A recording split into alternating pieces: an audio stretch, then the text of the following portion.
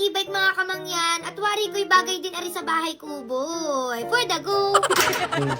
So yun na nga niyo mga kamangyan. Dahil nga niyo nung nakaraan pa, panay ang banggit sa akin ni tatay na gusto daw nga niyo niya ng e-bike. So ngayon no, ato pa rin natin yung wish niya kahit hindi pa naman niya birthday. Grabe napaka-arte. Bali din nga niyo pala kami pumunta sa Kilas Bike Shop Marikina Bodega mga kamangyan. And yes, dinayo pa ho talaga namin sila from Mindoro to Marikina. Pagkarating nga niyo namin diyan mga kamangyan, grabe bumungad sa akin yung iba't ibang klase ng e-bike na parang hindi ko na alam kung alin diyan yung pipiliin ko. Salamat! Mas na-appreciate ko kasi talaga yung e-bike mga kamangyan, lalo na nung panahon na nagmahal yung gasolina. Kasi syempre yung e-bike hindi mo na talaga kailangan ng gasolina dyan mga kamangyan, electric na yan. So i-charge mo na lang talaga. Nagawa nga ako din mga kamangyan kasi ang angas ng itsura niya. So ito daw yung e-bike version ng EDV. Iba't ibang kulay niyan and ang ganda kasi hindi ka na mahirapan pa na mag-balance kasi nga 3 wheels siya. Tapos ari sobrang cute mga kamangyan. Ito naman yung e-car na para bang nandito na si Mr. Bean sa Pinas. Ito for sure sobrang magugustuhan to ni tate mga kamangyan kasi sobrang useful niya. Pwede siyang gawing lagayan. Pwede mo rin naman siyang gawing upuan kapag may isasakay ka na. Sobrang mumura rin pala ng mga presyohan nila kumpara sa ibang mga kamangyan kasi direct na sila sa supplier. Ang ano yung imbis na isa, 3 yung nabili ko diyan. Salamat! So yun lang naman mga kamangyan. Sa sunod ko na kayo abalitaan kung ano yung napili namin. At kapag na-deliver na rin ho, are sa bahay ko, boy. For the go!